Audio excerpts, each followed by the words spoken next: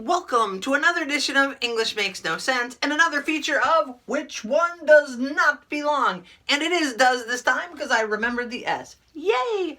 Okay, our choices are A, ecstatic, 3 syllables. Dismal, 2 syllables.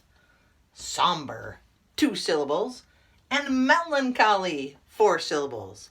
Which word does not belong? Say it out loud, say it proud. Did you say A? Ding ding, winner winner, chicken dinner. You are correct. Why doesn't A, ecstatic, belong? Because dismal, somber, and melancholy all mean sad. Yeah, sad. Don't be sad. But ecstatic is the opposite of sad, making it an antonym. Oh, yeah, an antonym. Why does English have so many different ways to say sad? I don't know, but now you can read and understand these 2 sentences, I hope. When our team won, we were ecstatic. The other team was somber, melancholy, and dismal. What? Come on, English. Don't be sad. Peace, friends.